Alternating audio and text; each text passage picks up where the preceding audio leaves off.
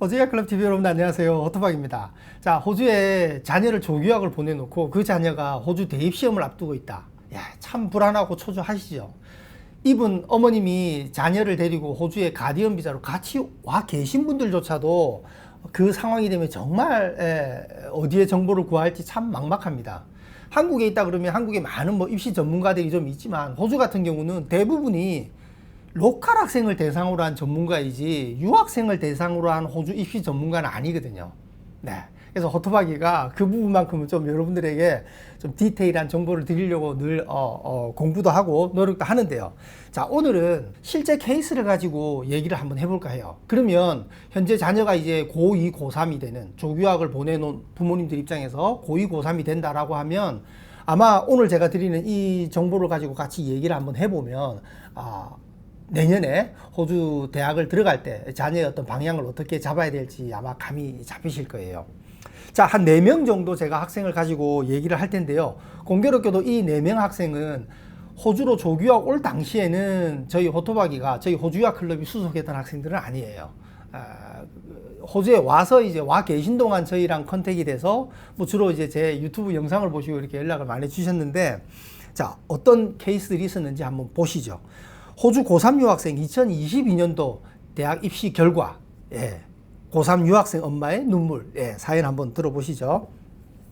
자, 첫 번째, 타스메니아에서 고3을 마치고요. 호주 대학에 진학한 학생 케이스인데, 자, 이 학생은 다행스럽게 사회복지사가 딱 이렇게 정립이 돼 있던 학생이었어요. 자기가 호주 사회복지사에 도전해 보겠다 이렇게 딱 목표의식이 있는 학생들은 저희가 조언하기도 참 수월하거든요. 근데 학생도 뭐가 되고 싶다, 부모님도 어떤 과를 진학했으면 좋겠다, 이게 정해져 있지 않을 때 참 저희가 이렇게 어드바이스를 해 나가기 참 어렵거든요. 근데 이 학생은 이제 10학년 말부터 그게 딱 정립이 돼 있었는데, 문제는 10학년 말에 호주로 유학을 오다 보니까 이제 11, 12, 호주는 11, 12 성적을 가지고 내신 50%, 그 다음에 대입 실제 시험 성적을 가지고 50%. 물론 이게 주마다 조금 다릅니다. 뭐 7대 3도 있고 하긴 한데요. 결국은 이게 7대 3이라고 해도 이 내신의 비율이 결국은 절반 가까이를 차지한다고 보셔야 됩니다. 그래서 이 내신은 자기 성적이 내신이 되는, 즉 한국 같으면은 시골에 있는 내신 3등급 또 3등급, 서울 시내에 있는 학군 좋은 데 있는 학교의 내신 3등급 또 3등급이죠. 호주는 그렇지 않습니다. 완전히 다른 거예요. 완전히 다릅니다. 자, 그런데 아까 내신이 이제 중요하다 그랬잖아요. 근데 이제 이 타스메니아 같은 경우는 어쨌건 11학년 때 학교를 새롭게 선택해야 되니까 이 학생이 10학년 말에 와가지고요. 불과 몇 개월 만에 뭐 영어 엎치락 뒤치락 하면서 겨우 적응해 나가는 와중에 컬리지, 즉 11학년, 12학년 다닐 학교를 정해야 되는 거예요. 이렇게 편차가 크거든요. 그렇기 때문에 여러분들이 호주에 조교학을 보내셨을 때는 혹 11, 12학년에 학교가 갈라진다? 아주 중요합니다. 그 학교 선택은요. 정말 신중에 신중을 기하셔야 되는데, 자, 이 학생이 이제 엄마는 한국에 있고 학생 홀로 호주에 와 있다 보니까 이 칼리지 선택에서 조금 미스가 좀 있었던 거예요. 그래서 이미 뭐 선택을 이제 거의 다 한 다음에 이 학교 선택이 옳았냐 안 옳았냐를 뭐 저한테 처음에 이렇게 문의가 왔었는데, 이미 선택한 걸 어떻게 바꿀 수가 없잖아요.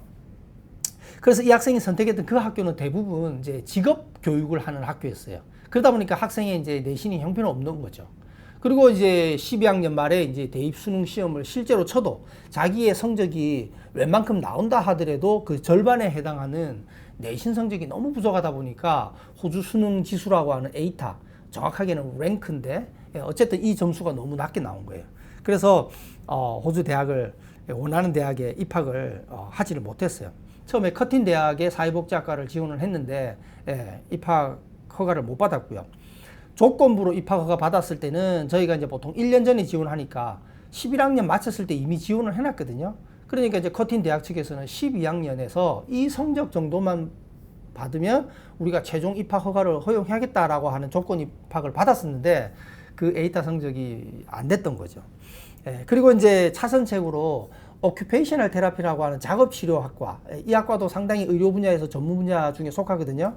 그래서 이쪽 학교 중에 좀 입학할 만한 데가 없을까 해서 이제 SCU라고 하는 이제 서던 크로스 대학, 이제 입학 성적이 비교적 조금 낮은데 그래도 이 의료 계통에는 조금 그래도 강세를 보이는 학교라서 지원을 했는데 여기도 입학 허가를 못 받았어요.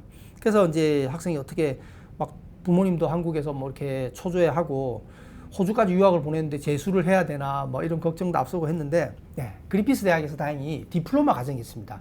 보통 사회복지학과는 디플로마를 하고 2학년으로 가는 이 디플로마 과정을 제공하는 대학이 거의 없어요. 뭐 간호학과랑 뭐 일반 상경계열은 대부분 디플로마 1년 하면 2학년이 되는데 이 사회복지 같은 경우는 그렇게 되는 케이스가 아주 드물거든요. 근데 이 그리피스 대학에 마침 이제 그 코스가 있었고 학생이 지원했더니 다행히 최종 입학을 받았어요. 그래서 이제 그리피스 대학에 올해 7월부터 이제 디플로마 과정을 시작하고 내년 7월에 이제 사회복지학과 2학년이 되는 입학 허가를 이제 잘 받았는데요. 그래도 학생이 원했던 그 방향대로 나아갈 수 있으니까 이제 이 김건 학생은 이제 다행이죠. 자, 그 다음에는 캔버라에서 이제 고등학교를 졸업하고 올해 이제 대학생이 된 학생인데요. 이 학생은 10학년 때 이제 어머니가 고3 딸을 데리고 둘째 동생도 있어요. 세 식구가 같이 이제 시드니까지 오셔가지고 저랑 이제 면담을 했는데 좀 그래도 이 학생은 좀 명문대학을 포커스를 두고 있었고요. 그리고 가능하면 이제 의료계통에 전공을 원했었거든요. 그래서 이제 다행히 그 시점이 10학년 초라서 제가 이제 과목 선정하는 것부터 이렇게 세세하게 이렇게 조금 이제 일러드렸죠. 제가 밑에 그 링크를 달아드릴게요. 호주 고등학교 과목 선정. 이게 정말 중요하거든요. 그래서 여러분들 자녀가 지금 현재 10학년, 11학년 올라가는 그런 입장이다라고 하면 호주 고등학교 과목 선정이라는 이 영상은 조금 영상 내용이 좀 어려울 수 있어요. 근데 이제 한 2번 정도 이렇게 보시면 충분히 이해가 될 겁니다. 그래서 그걸 참고하셔서 과목 선정을 하셔야 됩니다. 이 과목 선정이 학생이 열심히 공부하는 것도 중요한데 벌써 이 과목 선정에서 호주 수능 점수가 상당히 좌우돼 버려요. 그래서 과목 선정은 정말 조심하셔야 되거든요. 과목 선정에 보통 보면요, 그 직업을 얻기 위한 고등학교만 졸업하고 그냥 직장을 가기 위한 어떤 그런 과목들이 있어요. 뭐 예를 들어서 뭐 컨스트럭션 관련 과목이라든지 뭐 푸드 테크놀로지, 뭐 그다음에 텍스타일, 뭐 비즈니스 서비스, 비즈니스 스터디스 말고요. 비즈니스 서비스 뭐 이런 과목들은 그 스케일링이라고 하는 가중치가 굉장히 낮은 과목들이거든요. 그래서 이런 과목들은 여러분들이 선택해가지고 아주 높은 점수를 받는다 하더라도 여러분들이 에이타에서 좋은 성적을 얻기는 어렵거든요. 그래서 과목 선정은 제가 밑에 링크를 달아 놓을 테니까 그 영상을 좀 참조하시고요.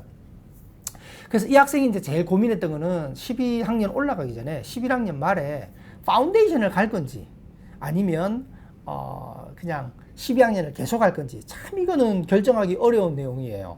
그래서 각 과정에 대한 장단점을 제가 충분히 부모님한테도 설명하고 학생한테도 설명을 했는데 이 학생이 이제 포커스를 뒀던 거는 시드니 대학에 입학하는 게 조금 포커스였거든요.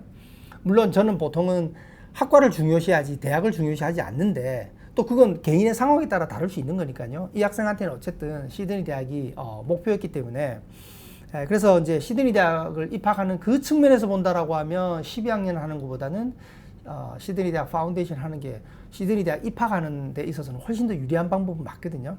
그러나 이제 여러 가지를 고민했을 때 또 이 어린 나이에 뭐 또 같이 공부하던 친구들이랑 호주 하이스쿨을 같이 졸업하는 것도 또 의미가 있을 수 있잖아요.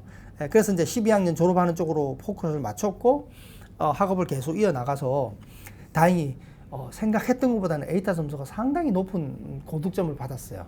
그래서 시드니 대학에 약대 이번에 진학해서 이제 1학년이 된 상태고요. 이 캔버라 같은 경우가 호주 전체 주에서 있잖아요. 유학생의 평균 에이타, 즉 호주 수능 점수가 가장 높은 도시예요.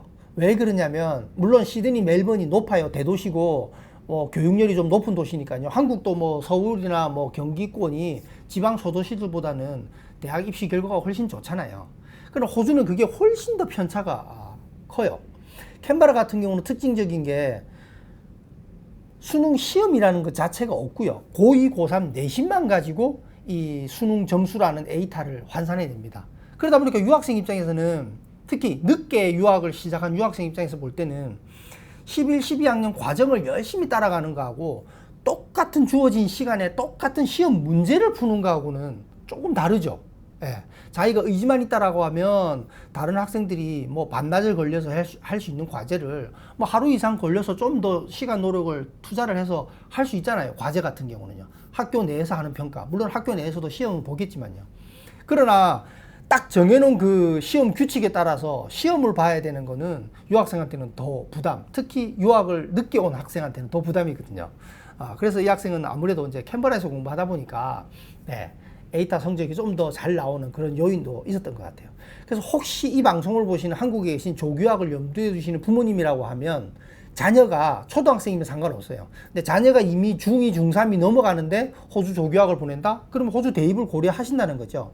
캔버라라는 주를 한번 주목해 볼 수 있습니다. 그럴 때는요. 뭐 시드니, 멜번도 괜찮고요. 그러나 너무 아까처럼 타즈메니아라든지 이런 지방 작은 도시로 가는 거는 그럴 때는 조금 대입을 염두에 두는 이상 충분히 고려를 하셔야 됩니다. 자, 그래서 이 캔버라의 서훈 학생은 시드니 대학 약대에 잘 입학 허가를 받았고요.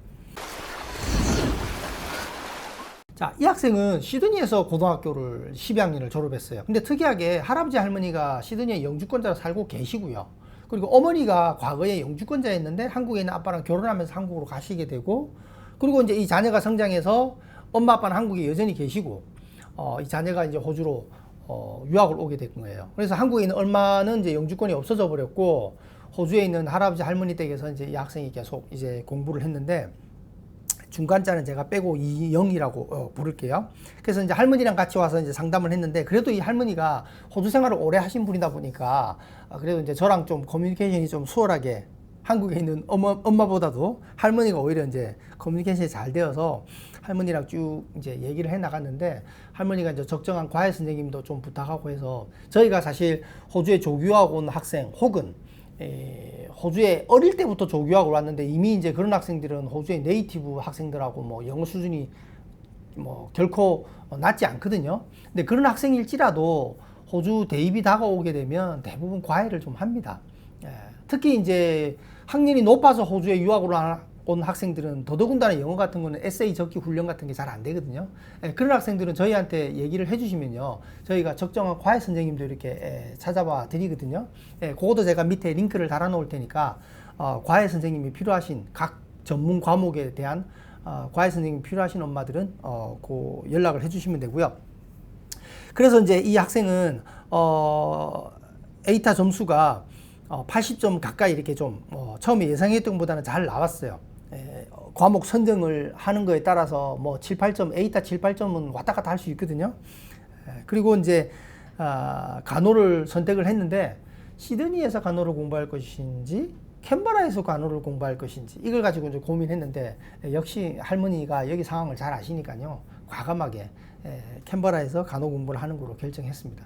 할머니가 시드니에 계시니까 시드니에서 공부해야 뭐 주거 환경도 안정이 되고 좋을 것 같잖아요. 그러나 그 할머니가 영주권에 접근하는 방식을 정확하게 인지하고 계시니까 오히려 과감하게, 제가 이렇게 상담을 해보면 아주 가까운 친인척이 있으면 있을수록 지방 도시를 요즘은 선호를 합니다.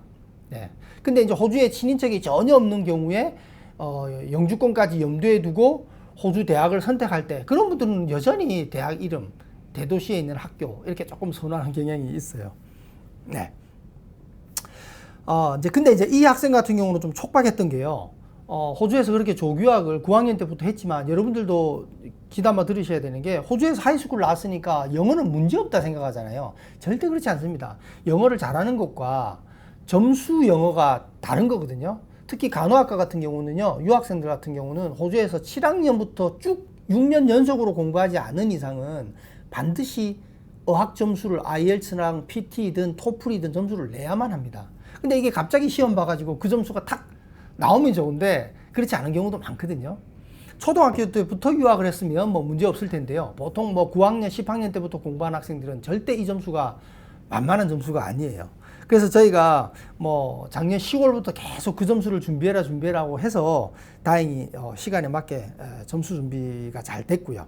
그래서 10%의 장학금까지 포함된 캔버라 대학교 간호학과 이번에 이제 입학하게 된 이영 학생의 스토리였고요. 자.